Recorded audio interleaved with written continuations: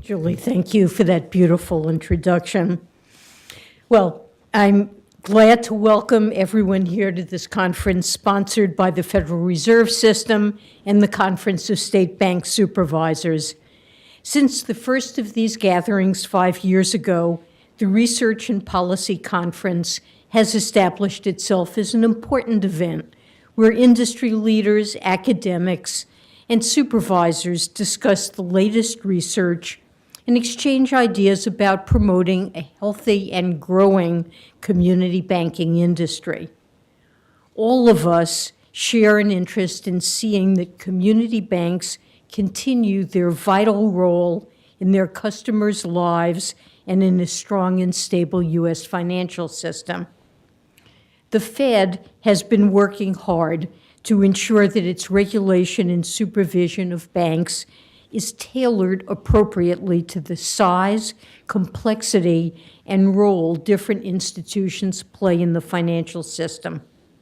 For community banks, which by and large avoided the risky business practices that contributed to the financial crisis, we've focused on making sure that much-needed improvements to regulation and supervision since the crisis are appropriate and not unduly burdensome. One way we're doing this is through the regulatory review required by the Economic Growth and Regulatory Paperwork Reduction Act, fondly known as AGRIPRA. The first step we took pursuant to AGRIPRA was to listen to industry and others with a stake in how community banks are supervised through written comments and via 6 outreach meetings in 2014 and 2015.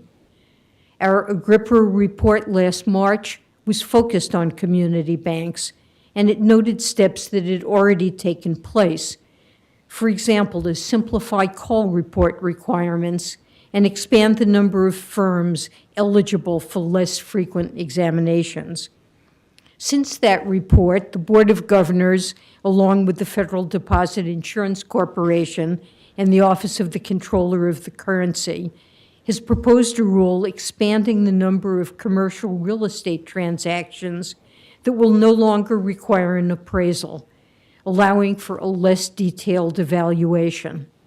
And just last week, the Fed, along with other regulators, took a significant step to reduce the regulatory burden on community banks and other smaller and less complex institutions by proposing to simplify several requirements in the regulatory capital rule. We've done this because we have an abiding commitment to consider how our decisions affect institutions and the customers they serve. We are well aware that community banks serve communities, businesses, and households that are often underserved by larger institutions. And they offer more extensive and more personalized services than are often otherwise available.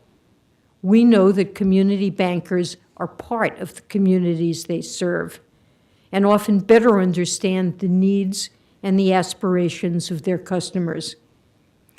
We hope that the research presented at this conference stimulates discussion about the leading policy issues facing the industry and supervisors.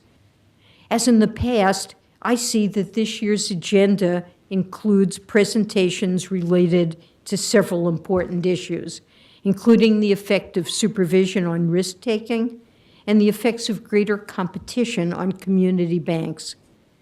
I'm cheered to see that finance students at the University of Akron remain interested enough in community banking to participate in a case study competition related to community banking. And I'm pleased that the conference will hear a presentation of the winning case study. So in closing, let me thank the conference organizers with the Fed and the Conference of State Bank Supervisors, the scholars and others making presentations, and all of you for attending. I hope this is a terrific conference. Thank you so much.